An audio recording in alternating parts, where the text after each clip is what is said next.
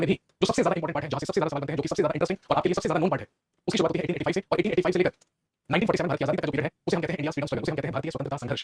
इसलिए जब हम किसी भी कॉम्पिटिटिव एग्जाम की तैयारी करते हैं और जब हम उसका सिलेबस देखते हैं तो उसमें क्या लिखा होता है, Indian history and India freedom struggle, भारतीय इतिहास और भारतीय राष्ट्रीय आंदोलन या भारतीय स्वतंत्रता संघर्ष। तो कहने का मतलब हिस्ट्री का जो सबसे ज्यादा इंपॉर्टेंट पार्ट है, जो सबसे ज्यादा महत्वपूर्ण पार्ट है, सबसे ज्यादा इंटरेस्टिंग पार्ट है, और शायद आप कह सकते हैं कि सबसे लंबा पार्ट है, लंबा इन टर्म्स ऑफ पीरियड नहीं, समय के अनुसार ये लंबा पार्ट नहीं है, लेकिन कंटेंट वाइज सबसे ज्यादा कंटेंट हमें किस पीरियड में पढ़ने को मिलता है, इंडिया फ्रीडम स्ट्रगल या भारतीय स्वतंत्रता संघर्ष। तो इसीलिए दोस्तों आज हम मॉडर्न हिस्ट्री का जो सेकंड पार्ट है, जो सेकंड फेज है, आपको मैंने सबसे पहले वाली क्लास में बताया था कि 1885 से लेकर 1947 तक का पीरियड जो है उसको हम कहेंगे इंडियन नेशनल मूवमेंट या भारतीय राष्ट्रीय आंदोलन, जो किसके अंतर्गत आता है, इंडिया फ्रीडम स्ट्रगल के अंतर्गत। तो चलिए आज वही पार्ट हम यहाँ पर शुरू करने जा रहे हैं। हेडिंग डाल लीजिए मॉडर्न इंडिया, यानी कि आधुनिक भारत, मॉडर्न इंडिया या आधुनिक भारत। और याद रखिए मॉडर्न इंडिया में भी आधुनिक भारत में भी आज हम पढ़ेंगे और शुरू करेंगे पढ़ना अबाउट इंडियाज फ्रीडम स्ट्रगल, भारतीय स्वतंत्रता संघर्ष, इंडिया फ्रीडम स्ट्रगल या भारतीय स्वतंत्रता संघर्ष,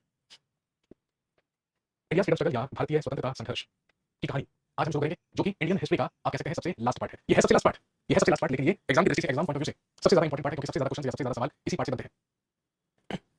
मैंने कहा कि 1885 से 1885 से लेकर 1947 तक का जो पीरियड है, that is India freedom struggle, उसी को हम कहते हैं भारतीय स्वतंत्रता संघर्ष। लेकिन इसकी शुरुआत 1885 से ही क्यों मानी जाती है, इसलिए मानी जाती है क्योंकि 1885 में ही 1885 ईस्वी में ही कांग्रेस की स्थापना हुई, और कांग्रेस की स्थापना होने के साथ ही इंडियन नेशनल मूवमेंट की भी शुरुआत हुई या भारतीय राष्ट्रीय आंदोलन की भी शुरुआत हुई। सर कोरिलेट करने में प्रॉब्लम तो नहीं होगी अगर फर्स्ट पार्ट नहीं पढ़ेंगे तो? नहीं भाई, कैसी बात कर दी आपने, कोरिलेट कुछ करना ही नहीं है आपको, कोरिलेट करने की आपको जरूरत नहीं पड़ेगी, थोड़ा पड़ेगी तो कोरिलेट करने के लिए मैं यहाँ पे किसी भाई हेडिंग डालिए दोस्तों, इंडिया फ्रीडम स्ट्रगल, भारतीय स्वतंत्रता संघर्ष। और क्योंकि मैंने कहा भारतीय स्वतंत्रता संघर्ष की शुरुआत कहां से होती है, इंडियन नेशनल कांग्रेस या भारतीय राष्ट्रीय कांग्रेस की स्थापना से, इसलिए सबसे पहले हेडिंग डाल लीजिए इंडियन नेशनल कांग्रेस या भारतीय राष्ट्रीय कांग्रेस, इंडियन नेशनल कांग्रेस या भारतीय राष्ट्रीय कांग्रेस। इसकी स्थापना 1885 में 1885 ईस्वी में हुई, और आप जानते हैं यहीं से शुरुआत होती है इंडियन नेशनल मूवमेंट या भारतीय राष्ट्रीय आंदोलन की, जिसको हम कई फेजेस में पढ़ेंगे, जिसको हम कई चरणों में पढ़ेंगे। सबसे पहले एरा ऑफ लिबरल्स, उदारवादी युग या उदारवादी चरण, उसके बाद हम पढ़ेंगे एरा ऑफ अल्टरनेशनलिज्म या उग्र राष्ट्रवाद का युग, उसके बाद हम पढ़ेंगे एरा ऑफ रिवोल्यूशनरी एक्टिविटीज या क्रांतिकारी गतिविधियों का युग, और सबसे इंपॉर्टेंट इंडियन नेशनल मूवमेंट में हम पढ़ेंगे गांधीयन एरा, यानी कि गांधीवादी युग। अगर आप प्रीवियस ईयर के क्वेश्चन उठा के देखेंगे तो आप देखेंगे कि गांधीयन एरा से गांधीवादी युग से सबसे ज्यादा सवाल बने हैं, सबसे ज्यादा क्वेश्चन बने हैं। और फिर उसके बाद एक और फेज हम पढ़ेंगे इंडियन नेशनल मूवमेंट में टुवर्ड्स इंडिपेंडेंस या स्वतंत्रता की ओर। तो कहने का मतलब इंडिया फ्रीडम स्ट्रगल में जब हम भारतीय राष्ट्रीय आंदोलन पढ़ते हैं, इंडियन नेशनल मूवमेंट पढ़ते हैं, तो हमें सबसे ज्यादा बातें किसके बारे में करनी होती है, गांधीयन एरा या गांधीवादी युग के बारे में। कहने का मतलब वो सारी की सारी महत्वपूर्ण घटनाएं, वो सारी की सारी महत्वपूर्ण आंदोलन जिससे संबंध था गांधी जी का, वही पीरियड कहलाता है गांधीयन एरा कहलाता है, गांधीवादी युग कहलाता है, जो कि एग्जाम के लिए सबसे ज्यादा इंपॉर्टेंट होता है। और गांधी जी को आप अच्छी तरीके से जानते होंगे, मुझे नहीं लगता कि गांधी जी को इंट्रोडक्शन की जरूरत है। मोहनदास करमचंद गांधी, राष्ट्रपिता, father of the nation, Bapu.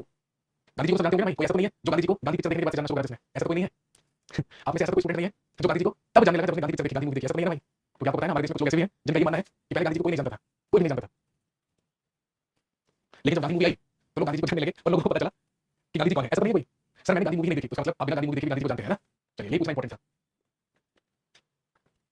Sir मुझे गांधी जी बिल्कुल पसंद नहीं, कोई बात नहीं, तुम्हें पसंद नहीं है तो क्या हो गया भाई, एग्जाम में तो आएंगे ना गांधी जी, एग्जाम में तो पूछ लेंगे ना भाई। तो चलिए शुरुआत करते हैं सबसे पहले इंडियन नेशनल कांग्रेस या भारतीय राष्ट्रीय कांग्रेस, क्योंकि यहीं से इंडियन नेशनल मूवमेंट या भारतीय राष्ट्रीय आंदोलन की शुरुआत होती है। दोस्तों आप जानते होंगे कांग्रेस की स्थापना, फाउंडेशन ऑफ कांग्रेस या कांग्रेस की स्थापना हुई 28 दिसंबर सन 1885 को। कांग्रेस की स्थापना 28 दिसंबर 1885 ईस्वी में हुई। इससे पहले कांग्रेस नाम का कोई राजनीतिक दल या कोई ग्रुप या कोई समूह हमारे देश में नहीं था। हालांकि ऐसा नहीं है कि इससे पहले हमारे देश में पॉलिटिकल इंस्टीट्यूशंस नहीं थे, राजनीतिक संस्थाएं नहीं थी, या पॉलिटिकल पार्टीज या राजनीतिक दल नहीं थे, बिल्कुल थे। लेकिन जिस दल ने, जिस ग्रुप ने, जिस समूह ने हमारी आजादी के प्राप्त होने में, हमें आजादी प्राप्त कराने में सबसे ज्यादा कंट्रीब्यूट किया, आप कह सकते हैं उसकी स्थापना 1885 में हुई, 1885 ईस्वी में हुई। और आप खुद सोचिए कि खुद अंग्रेजों के द्वारा कांग्रेस की स्थापना करवाई गई। कैसे? ये जो वर्ड है कांग्रेस, ये जो शब्द है कांग्रेस, ये कहां से लिया गया है? That has been taken from North America, इसे उत्तरी अमेरिका से लिया गया है। और आप जानते होंगे American parliament is known as Congress, अमेरिकी संसद को ही राहुल सिंह कह रहे हैं सर समझ नहीं आ रहा है। क्या नहीं समझ में आ रहा बताइए, क्या नहीं समझ में आया राहुल सिंह, बताइए पहले। भारत के इतिहास में हम 20 लाख ईसा पूर्व से लेकर भारत की आजादी तक का पीरियड पढ़ते हैं, है ना, ये तो आपको पता है अगर आपने पहली क्लास अटेंड की हो तो। और उसी पीरियड में से 1885 से लेकर 1947 तक का जो पीरियड है, that is Indian national movement, भारतीय राष्ट्रीय आंदोलन, या उसे हम कहते हैं इंडिया फ्रीडम स्ट्रगल। तो बस वही वाला पीरियड मैं आपको पढ़ा रहा हूँ, वही मैंने शुरू किया है पढ़ना। और अभी तक मैंने कुछ समझाने की शुरुआत नहीं करी मेरे भाई। ये तो बात हो गई कि आप मेरी क्लास में आने से पहले ही सोच रहे थे कि सबसे पहले तो कमेंट यही करना है कि समझ में नहीं आ रहा। अभी मैंने समझाना शुरू कर दिया मेरे भाई, कहाँ शुरू कर दिया मैंने, आपने कमेंट करने में थोड़ा सा जल्दी कर दी, ये कमेंट आपको थोड़ा बाद में करना चाहिए था। कांग्रेस की स्थापना दोस्तों 1885 में हुई, यानी कि 28 दिसंबर सन 1885 ईस्वी में कांग्रेस की स्थापना हुई। ये जो शब्द है कांग्रेस, ये नॉर्थ अमेरिका से लिया गया, और आप जानते होंगे अमेरिकी संसद को ही क्या कहा जाता है, कांग्रेस कहा जाता है। और कांग्रेस का मतलब क्या है, what is the meaning of Congress? Congress का मतलब होता है ग्रुप ऑफ पीपल, लोगों का समूह। कांग्रेस का मतलब है लोगों का समूह, group of people.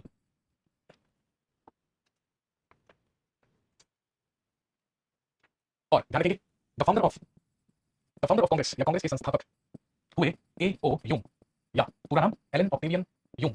Elon Octavian Hume के द्वारा या ए.ओ. यूंग के द्वारा कांग्रेस की स्थापना हुई थी या कांग्रेस की स्थापना की गई थी। अब आप सोचेंगे कि यार ये ए.ओ. यूंग कौन था, तो ध्यान रखेंगे ये जो एलन ऑक्टेवियन यूंग था, he was a retired British civil officer, एक सेवानिवृत्त ब्रिटिश सिविल अधिकारी हुआ करता था Allan Octavian Hume. A O. Hume को ही जिम्मेदारी सौंपी गई थी कांग्रेस की स्थापना की, किसके द्वारा? तो ध्यान रखेंगे उस समय भारत का वाइसरॉय, आप जानते होंगे जैसे आज भारत का राष्ट्रपति होता है, आजादी से पहले भारत के वाइसरॉय हुआ करते थे।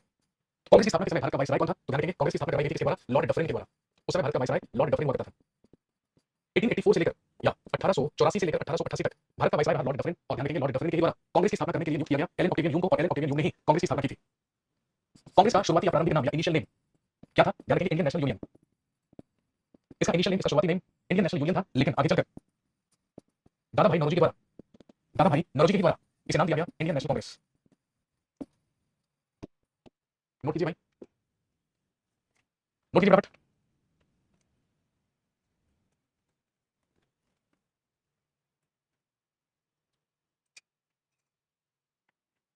और जैसे कि मैंने आपको बताया, इंडियन सिविल सर्विसेज या भारतीय नागरिक सेवा के एक रिटायर्ड अधिकारी एलन ऑक्टेवियन ह्यूम हुआ करते थे। इन्हीं के द्वारा कांग्रेस की स्थापना की गई थी, और ध्यान रखेंगे एलन ऑक्टेवियन ह्यूम ही कांग्रेस के सबसे पहले क्या बने थे? सचिव, सेक्रेटरी। और ध्यान रखेंगे फर्स्ट सेक्रेटरी ऑफ कांग्रेस या कांग्रेस के प्रथम सचिव भी कौन हुए? ए ओ ह्यूम। और कब तक हुए? तो ध्यान रखेंगे टिल 1906, 1906 तक। लेकिन 1906 में ए ओ ह्यूम की डेथ हुई, मृत्यु हुई, और फिर 1912 में 1912 में ए ओ ह्यूम को ही कांग्रेस का पिता घोषित कर दिया गया। He was declared as father of Congress. Congress का पिता घोषित कर दिया गया एलन ऑक्टेवियन ह्यूम को कब? 1912 में। सर इस टाइम इंडिया का गवर्नर कौन था?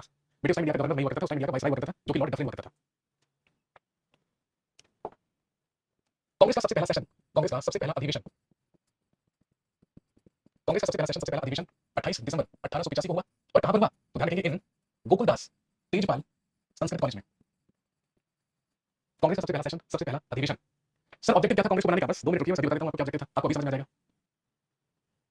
राहुल सिंह को फिर से मिर्ची लगी है। सर हिंदी में क्या? हिंदी में भाई कौन सी चीज है जो, है ना, कौन सी चीज है जो आप हिंदी में नहीं लिख सकते हैं, ये बताइए आप। क्या हिंदी में लिखना है? सब तो हिंदी में लिखा हुआ है। अच्छा, गोकुलदास तेजपाल संस्कृत महाविद्यालय। ओके, ये आपको हिंदी में लिखना नहीं आ रहा है, लिख लीजिए गोकुलदास तेजपाल संस्कृत महाविद्यालय, गोकुलदास तेजपाल संस्कृत कॉलेज, जो कि कहां पर था? बंबई में। इसका मतलब कांग्रेस का सबसे पहला सेशन, सबसे पहला अधिवेशन बंबई में हुआ। और ध्यान रखेंगे कांग्रेस के सबसे पहले प्रेसिडेंट, कांग्रेस के सबसे पहले अध्यक्ष, कांग्रेस के सबसे पहले प्रेसिडेंट या सबसे पहले अध्यक्ष बने डब्ल्यू सी बनर्जी, यानी कि वोमेश चंद्र बनर्जी।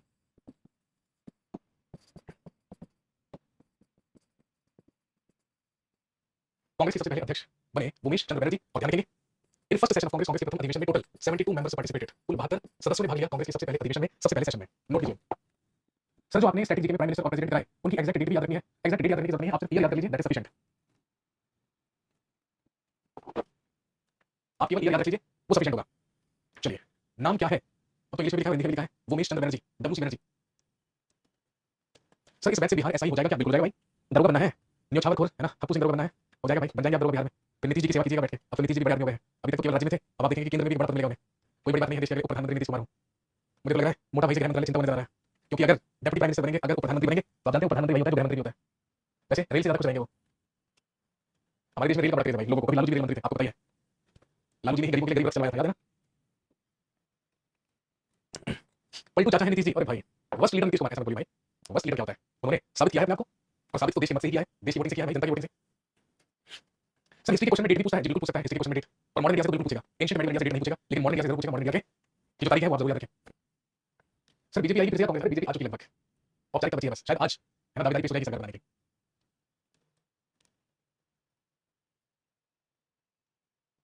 चलिए आगे बढ़ते हैं। तो कांग्रेस के सबसे पहले अध्यक्ष हुए वोमेश चंद्र बनर्जी। अब सवाल ये उठता है कि कांग्रेस की स्थापना क्यों हुई, है ना? क्या रीजन था कांग्रेस की स्थापना करने का, और ऊपर से करवाने का अंग्रेजों के ही द्वारा, ब्रिटिश वाइसराय के ही द्वारा।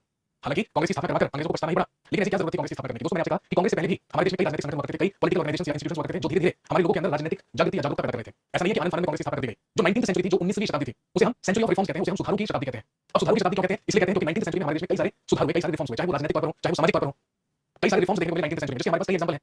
Development of education India, Bharat में शिक्षा का विकास, जहां एक तरफ अभी तक हमारे देश में शिक्षा के नाम पर केवल और केवल धार्मिक शिक्षा दी जाती थी, जहां पर केवल और केवल उर्दू, फारसी और संस्कृत साहित्य पढ़ाया जाता था। ऐसे में अंग्रेजों ने 19वीं सेंचुरी में भारत में या इंडियन एजुकेशन सिस्टम में इंग्लिश को इंप्लीमेंट किया, अंग्रेजी को इंप्लीमेंट किया, और अंग्रेजी को इंप्लीमेंट करके अब लोग वेस्टर्न एजुकेशन भी अडॉप्ट करने लगे, वेस्टर्न एजुकेशन भी लेने लगे। कहीं ना कहीं लोगों के अंदर जागरूकता आई, कहीं ना कहीं लोगों के अंदर पॉलिटिकल अवेयरनेस आई। लोगों को पता चलने लगा कि भाई आप हिंदू मुसलमान सिख ईसाई होने के साथ साथ इंडियन भी हैं, भारतीय भी हैं। आप जानते हैं कि 1857 की क्रांति हुई थी, रिवोल्ट ऑफ 1857, लेकिन 1857 की क्रांति पूरी तरीके से फेल हो गई थी, विफल हो गई थी, जिसके कई सारे कारण थे, और जिसमें सबसे बड़ा रीजन क्या था? 1857 की जो क्रांति थी, उसमें नेशनलिज्म या राष्ट्रवाद का बड़ा अभाव था। सारे के सारे लोग अंग्रेजों के खिलाफ लड़ रहे थे, लेकिन क्या एक साथ लड़ रहे थे? क्या भारत के लिए लड़ रहे थे? क्या हिंदुस्तान के लिए लड़ रहे थे? नहीं, सब अपने अपने राज्यों के लिए लड़ रहे थे, सब अपने अपने राज्यों को बचाने के लिए लड़ रहे थे। कहने का मतलब लोगों के अंदर एकजुटता नहीं थी।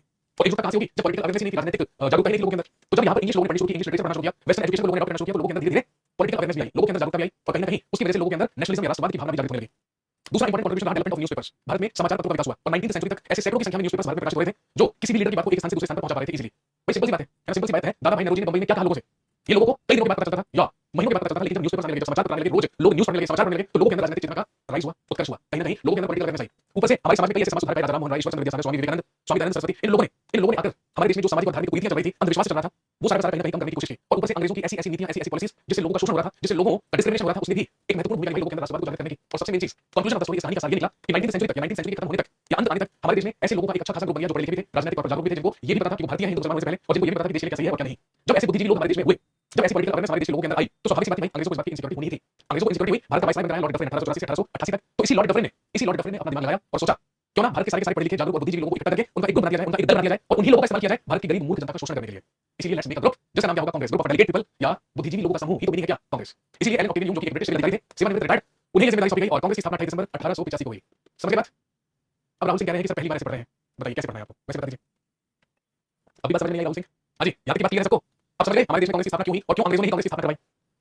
होता है ना, होता है ना भाई, कि जब सरकार के सामने ऐसे लोग इकट्ठे हो जाएं और ऐसे लोग खड़े हो जाएं जो सरकार के लिए ही खतरा हो सकते हैं, जो सरकार के लिए ही परेशानी हो सकते हैं, तो सरकार क्या करती है, उन्हीं लोगों को खरीद लेती है। सरकार उन्हीं लोगों को बना देती है कि चलिए आप हमारे खेमे में आइए, आप हमारे साइड आइए, आप हमारे खेमे में आइए, हम मिलकर लोगों का शोषण करेंगे, हम मिलकर लोगों को बेवकूफ बनाएंगे। आज भी होता है ना ऐसा, आज भी होता है। तो कहने का मतलब ये सारे रीजन थे, ये सारे कारण थे जिसकी वजह से कांग्रेस की स्थापना हुई। और किसने की? खुद लॉर्ड डफरिन ने करवाई एलन ऑक्टेवियन ह्यूम से। कांग्रेस का सबसे पहला अधिवेशन मुंबई में हुआ गोकुलदास देशपाल संस्कृत कॉलेज में, और ध्यान रखिए 72 मेंबर्स या 72 सदस्यों ने इस पहले अधिवेशन में, इस पहले सेशन में पार्टिसिपेट किया। तो आगे बढ़ने से पहले, इंडियन नेशनल मूवमेंट शुरू करने से पहले हम जानेंगे कांग्रेस के इंपॉर्टेंट सेशंस के बारे में, वो कब कब हुए, कहां पर हुए, उसकी अध्यक्षता किसने की और उस अधिवेशन में क्या महत्वपूर्ण काम हुआ, क्योंकि ये आपसे एग्जाम में पूछा जाता है और जो एग्जाम में पूछा जाता है डेफिनेटली वो हमें पढ़ना ही पड़ेगा, चाहे आपको कांग्रेस से जितनी मर्जी एनर्जी क्यों ना हो। तो हेडिंग डाल लीजिए दोस्तों, important sessions of Indian national Congress. ठीक है, भारतीय राष्ट्रीय कांग्रेस के महत्वपूर्ण अधिवेशन, important sessions of Indian national Congress या भारतीय राष्ट्रीय कांग्रेस के महत्वपूर्ण अधिवेशन। अब राहुल सिंह कह रहे हैं सर बहुत अच्छा समझ आने लगा, मुझे तो पता ही था ये होना ही था, मुझे तो पता ही था कि आप भी दल जरूर बदलेंगे बहुत ही जल्दी, थोड़ी सी देर में। मैं तो राहुल सिंह सोच रहा था कि आप कम से कम 3-4 क्लास के बाद दल बदलेंगे, आपने तो कुछ मिनटों में ही दल बदल दिया। तो लिखेंगे कांग्रेस के कुछ महत्वपूर्ण अधिवेशन, जिसमें एक टेबल आपको बनानी है, एक तालिका आपको बनानी है, जिसमें सबसे पहले कॉलम में लिखेंगे ईयर यानी कि वर्ष, सबसे पहले कॉलम में लिखेंगे ईयर या वर्ष, उसके बाद अगले कॉलम में लिखिए प्लेस या स्थान, अगले कॉलम में लिखेंगे प्रेसिडेंट या अध्यक्ष, और इसके अगले कॉलम में उस अधिवेशन का डिस्क्रिप्शन या विवरण।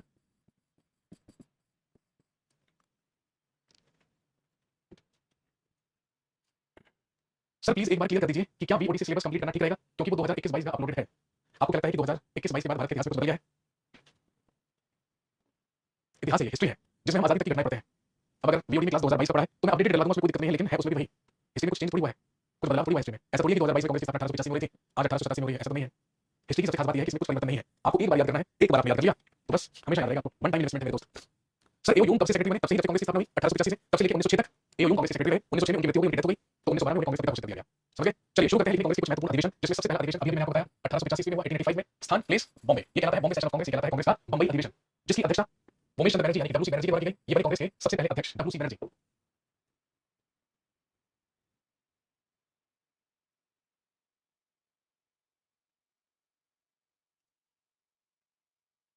और जैसे कि मैंने आपको बताया कांग्रेस के सबसे पहले अधिवेशन में कितने लोगों ने पार्टिसिपेट किया? 72 मेंबर्स ने। और ध्यान रखेंगे हिंदू मैगजीन में, हिंदू पत्रिका में, हिंदू पत्रिका में कांग्रेस की स्थापना 5 दिसंबर 1885 ईस्वी में पहली बार हिंदू पत्रिका में प्रकाशित किया गया कांग्रेस की स्थापना के बारे में। हालांकि कांग्रेस की स्थापना 28 दिसंबर को हुई, लेकिन हिंदू पत्रिका में 5 दिसंबर को कांग्रेस की स्थापना की घोषणा की गई थी। आपसे पूछेंगे कि बताइए कांग्रेस के महत्वपूर्ण सदस्य जिन्होंने कांग्रेस के पहले और दूसरे अधिवेशन में पार्टिसिपेट नहीं किया था, लिखेंगे इन that session Surendra Nath Banerjee did not participate. इस अधिवेशन में सुरेंद्र नाथ बनर्जी ने भाग नहीं लिया, पार्टिसिपेट नहीं किया। सुरेंद्र नाथ बनर्जी ने इसमें पार्टिसिपेट नहीं किया। इसके अलावा सॉल्ट टैक्स वाज प्रोटेस्टेड, इसी अधिवेशन में लिखेंगे नमक कर का विरोध किया गया, इसी अधिवेशन में नमक कर का विरोध किया गया। और ध्यान रखेंगे Congress gave 9 proposals to the British government, Congress के द्वारा ब्रिटिश सरकार को 9 प्रस्ताव दिए गए, कांग्रेस के द्वारा ब्रिटिश सरकार को 9 प्रस्ताव दिए गए। सर हिंदी में, मेरे भाई मैं सब कुछ हिंदी में बोल रहा हूं, मैं दोबारा रिपीट कर देता हूं यार, ऐसी क्या बात है। सबसे पहले मैंने लिखा इस अधिवेशन में 72 सदस्यों ने भाग लिया, ठीक है। दूसरा मैंने लिखा कांग्रेस की स्थापना की घोषणा 5 दिसंबर 1885 को हिंदू पत्रिका में की गई या हिंदू मैगजीन में की गई। अगला पॉइंट मैंने कहा इसमें सुरेंद्र नाथ बनर्जी ने भाग नहीं लिया था। अगला कांग्रेस के द्वारा नमक कर का विरोध किया गया और कांग्रेस के द्वारा 9 प्रस्ताव दिए गए ब्रिटिश सरकार को। अब आप सोच रहे हैं कि कांग्रेस ने ब्रिटिश सरकार को 9 प्रस्ताव क्यों दिए? बेसिकली जब कांग्रेस की स्थापना हुई तो इनिशियली शुरुआत में अंग्रेजों और कांग्रेस के सदस्यों में कोई अनबन नहीं थी, कोई डिस्प्यूट नहीं था। कांग्रेस के सदस्यों का ऐसा मानना था, इन कांग्रेस के शुरुआती सदस्यों को क्या कहा जाता है? लिबरल लीडर्स, इनको कहा जाता है उदारवादी नेता। और लिबरल लीडर्स इसलिए कहा जाता है, उदारवादी नेता इसलिए कहा जाता है क्योंकि ये वो लोग थे जो कांग्रेस के शासन और न्याय करने के तरीके पर भरोसा किया करते थे, जिनका ऐसा मानना था कि अंग्रेजों के खिलाफ जाकर अंग्रेजों का विरोध करके और केवल अंग्रेजों के खिलाफ आंदोलन करके लड़के आजादी प्राप्त नहीं की जा सकती। अगर आजादी प्राप्त करनी है तो खुद को भी राजनीतिक तौर पर जागरूक बनाइए, खुद को पॉलिटिकली अवेयर बनाइए, अंग्रेजों के साथ मिलकर रहिए और अंग्रेजों से रिक्वेस्ट कीजिए, अंग्रेजों के सामने प्रपोजल रखिए। अगर हम 5 प्रपोजल रखेंगे, अंग्रेजों के सामने 5 रिक्वेस्ट करेंगे तो उसमें से कम अंग्रेज हमारी 1-2 बात तो मानेंगे, लेकिन जोर जबरदस्ती करके तो हम एक भी बात नहीं मान पाएंगे। इसलिए कांग्रेस के द्वारा 9 प्रपोजल्स, 9 प्रस्ताव ब्रिटिश सरकार को दिए गए, जिसमें कई सारी बातें थी, जिसमें एक ये बात भी थी कि भाई नमक पर कैसा कर, नमक पर कैसा टैक्स, नमक तो सारे से मुफ्त में बनता है और नमक तो हमारे जीवन का एक अति महत्वपूर्ण हिस्सा है, उस पर कैसा कानून, उस पर कैसा टैक्स। क्योंकि आमतौर पर भारत में नमक बनाने का कार्य वो लोग किया करते थे जो कोस्टल एरिया में करते थे, जो तटीय क्षेत्रों में करते थे और सागर से नमक बनाया करते थे। लेकिन अंग्रेजों ने आकर कानून बनाया कि अब उन लोगों को नमक बनाने का अधिकार नहीं होगा, अब ब्रिटिश सरकार ने नमक बनाएगी और नमक पर टैक्स लगेगा। क्योंकि नमक पर टैक्स लगेगा तो हमने कहा कि यार नमक पर कैसे टैक्स, तो हमने रिक्वेस्ट करी अंग्रेजों से, प्रपोजल दिया, प्रस्ताव दिया कि भाई साहब ये नमक पर हटा दीजिए, अच्छी बात नहीं है। इंडियन सिविल सर्विसेज के एग्जाम्स अभी तक सिर्फ और सिर्फ लंदन में करवाए जा रहे थे। भारतीयों ने कहा कि भाई आप सिविल सेवा की जो परीक्षाएं हैं, जो एग्जाम्स हैं, वो भारत में भी तो करवाइए, लोक सेवा आयोग की स्थापना कीजिए, भारत में एग्जाम करवाइए, भारतीयों को भी तो मौका दीजिए आईसीएस अधिकारी बनने का। आप तो केवल परीक्षाएं लंदन में करवाते हैं जानबूझकर, ताकि केवल कम से कम उसमें भारतीय पार्टिसिपेट कर सके और कम से कम भारतीय सिविल अधिकारी बन सके। ये तो सही बात नहीं है, ये प्रस्ताव भी रखा गया। और एक महत्वपूर्ण प्रस्ताव ये भी रखा गया कि हम चाहते हैं कि अगले साल कांग्रेस का अधिवेशन एक बार फिर से हो, साल में एक बार कांग्रेस का सेशन हो, एक बार अधिवेशन हो, और अगले साल कांग्रेस के अधिवेशन को आयोजित किया जाए कहां पर, कलकत्ता में, कलकत्ता में। ये सारे के सारे प्रपोजल्स अंग्रेजों को दिए गए, जिसमें से कुछ प्रपोजल्स अंग्रेजों ने माने भी, एक्सेप्ट भी किए, ज्यादातर नहीं किए, लेकिन कुछ एक्सेप्ट भी किए। कांग्रेस के मेंबर्स ने कहा कोई बात नहीं भाई, हम इसी में खुश हैं, धीरे धीरे बना लेंगे, लेकिन अंग्रेजों के साथ कॉपरेट करना बहुत जरूरी है, सहयोग करना बहुत जरूरी है। लेकिन जब सहयोग करते करते हम उस लेवल पर पहुंच जाएंगे कि भाई हम अपना ही नुकसान कर बैठेंगे, तो गांधी जी आकर कहेंगे अंग्रेज अंग्रेज इसलिए हैं क्योंकि उनको हमने सपोर्ट किया है, क्योंकि उनके साथ हमने कॉपरेट करा है, हमने सहयोग दिया है, अब हम अंग्रेजों का सहयोग नहीं करेंगे और हम शुरू करेंगे नॉन कॉपरेशन मूवमेंट, असहयोग आंदोलन। सर कांग्रेस की गवर्नमेंट आनी चाहिए, अरे मेरे भाई माफ कर मुझे, तू चुनाव से बाहर निकल जा यार, अभी जो हम पढ़ रहे हैं उस पर ध्यान दे ले, हद हो गई। सर आप बीजेपी सपोर्ट करते हो, आप कांग्रेस की गवर्नमेंट आनी, अरे भाई साहब छोड़ दीजिए बीजेपी कांग्रेस को, बीजेपी कांग्रेस से पेट नहीं भरेगा आपका, सरकारी नौकरी मिलेगी तभी पेट भरेगा आपका। सरकार चाहे बीजेपी की हो, सरकार चाहे कांग्रेस की हो, जब भर्तियां होंगी, जब आपको नौकरी मिलेगी तभी आपका भला होगा। मैं पढ़ाई जा रहा हूं, समझा जा रहा हूं, यार अभी कांग्रेस और बीजेपी में लगा हुआ है, अरे भाई छोड़ दे बस। समझ गए बात, यहाँ तक की बात सबको क्लियर है, किसी को कोई डाउट जल्दी से बता दीजिए। मुझे तो ये समझ में नहीं आता भाई साहब, आप लोगों की मेंटालिटी ऐसी क्यों हो चुकी है कि कोई बंदा कोई भी बात करे, कुछ भी कहे, आपको तुरंत ये डिसाइड करना होता है कि वो बीजेपी की तरफ है, कांग्रेस की तरफ। अब यहाँ पे बीजेपी कांग्रेस की बात नहीं चल रही भाई, यहाँ पे तो केवल हम पढ़ाई कर रहे हैं, हम इतिहास पढ़ रहे हैं यार।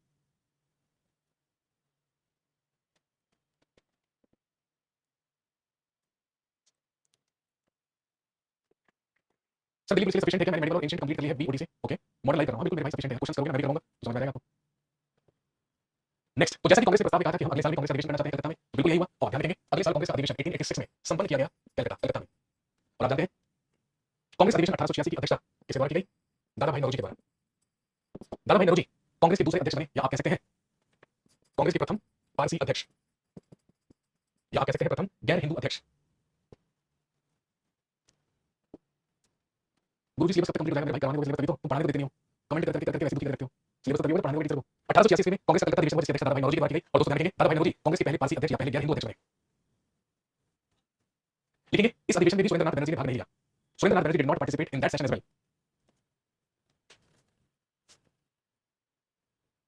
इसमें भी सुरेंद्रनाथ बनर्जी ने भाग नहीं लिया था, सुरेंद्रनाथ बनर्जी ने पार्टिसिपेट नहीं किया था।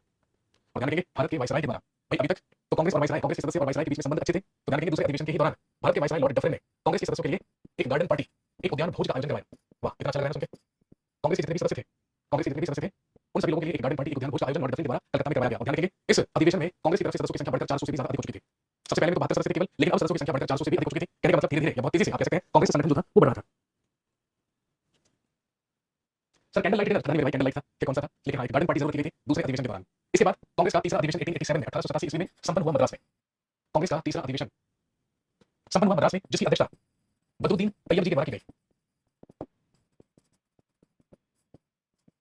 बदरुद्दीन तैयब जी के द्वारा कांग्रेस के मद्रास अधिवेशन की अध्यक्षता की गई, और बदरुद्दीन तैयब जी ही बने, लिख लीजिएगा, first Muslim president of Congress, Congress के प्रथम मुस्लिम अध्यक्ष, first Muslim president of Congress, Congress के प्रथम मुस्लिम अध्यक्ष बदरुद्दीन तैयब जी। और ध्यान रखेंगे इस अधिवेशन में बदरुद्दीन तैयब जी के द्वारा नारा दिया गया कांग्रेसी बनो। इसी अधिवेशन के दौरान इनके द्वारा कांग्रेसी बनो का नारा दिया गया। और दोस्तों यही मद्रास अधिवेशन वो सबसे पहला मौका था, वो सबसे पहली बार था जब लॉर्ड डफरिन के द्वारा कांग्रेस की आलोचना की गई। इसी अधिवेशन के दौरान कांग्रेस की आलोचना लॉर्ड डफरिन के द्वारा की गई पहली बार।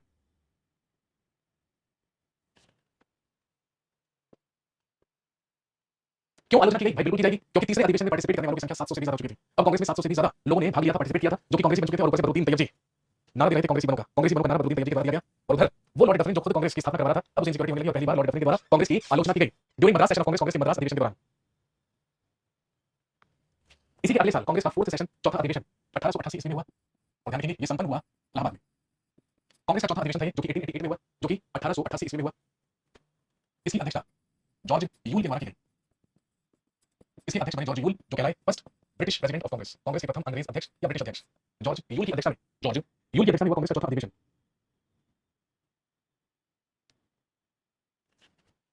इस अधिवेशन को इसलिए याद रखा जाता है, भाई एक तो इसलिए याद रखा जाता है क्योंकि कांग्रेस की अध्यक्षता सबसे पहली बार किसी ब्रिटिश अध्यक्ष या ब्रिटिश प्रेसिडेंट के द्वारा की गई, और दूसरा इसलिए याद रखा जाता है लेकिन in that session Lala Lajpat Rai participated for the first time. लेकिन इसी अधिवेशन में प्रथम बार लाला लाजपत राय शामिल हुए। सर करियर बिल पर सभी टीचर्स को चश्मा लगा हुआ है क्या? ये कैसा सवाल है, एग्जाम में भी नहीं आएगा। एक्चुअली ना हमारे स्कूलों में लाइटिंग इतनी होती है ना, लाइट इतनी ज्यादा होती है, ऊपर से ये जो बोर्ड है जिस पर हम पढ़ा रहे हैं, ठीक है, इसकी रेज इतनी खतरनाक होती है कि सारे के सारे टीचर्स समय से पहले अंधा नहीं होना चाहते हैं, इसलिए हम प्रिकॉशनरी तौर पर क्या करते हैं, चश्मे का इस्तेमाल करते हैं, ताकि वो इन रेज से हमें प्रोटेक्ट कर ले। पहली बार लाला लाजपत राय ने इलाहाबाद अधिवेशन में ही क्या किया, पार्टिसिपेट किया। दोस्तों आप जानते हैं पंजाब की शेर पंजाब के आने वाले लाला लाजपत राय, पंजाब नेशनल बैंक के संस्थापक लाला लाजपत राय पहली बार इसमें पार्टिसिपेट कर रहे थे, और पहली बार इन्हीं के द्वारा इस अधिवेशन में हिंदी में भाषण दिया गया। पहली बार इसी अधिवेशन में हिंदी में भाषण दिया गया।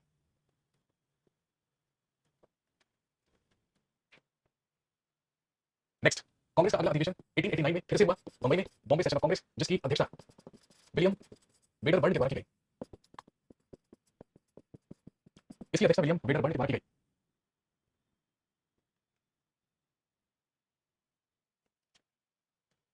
और इस अधिवेशन को आप इसलिए याद रखेंगे क्यों रखेंगे, लिखेंगे इन दैट सेशन, इसी अधिवेशन में women participated for the first time. इसी अधिवेशन में प्रथम बार महिलाओं ने भाग लिया था। इसी अधिवेशन में प्रथम बार महिलाओं ने भाग लिया।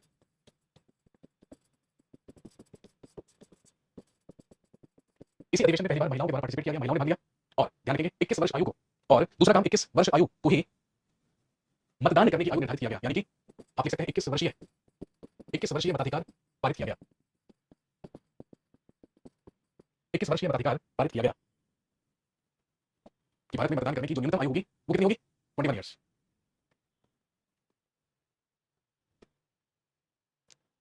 तो ये थे दोस्तों इंडियन नेशनल कांग्रेस के होने वाले शुरुआती 5 सेशंस, 5 अधिवेशन। ये पांचों के पांचों को आपको याद रखने ही है, हमेशा याद रखने हैं। लेकिन इसके बाद हम केवल और केवल उन अधिवेशनों को याद रखेंगे, केवल और केवल उन अधिवेशनों की बात करेंगे जो कि इंपॉर्टेंट है, जो कि महत्वपूर्ण है और जहां से सवाल बनने की पॉसिबिलिटी सबसे ज्यादा होती है। सर बट अब तो 18 है, जी हां अब 18 है। 1989 में मताधिकार की आयु को 21 वर्ष से घटाकर 18 वर्ष कर दिया गया था। अब 18 है, लेकिन पहले 21 साल हुआ करती थी। आज के लिए इतना ही रखेंगे, आगे की बात अगली क्लास में करेंगे।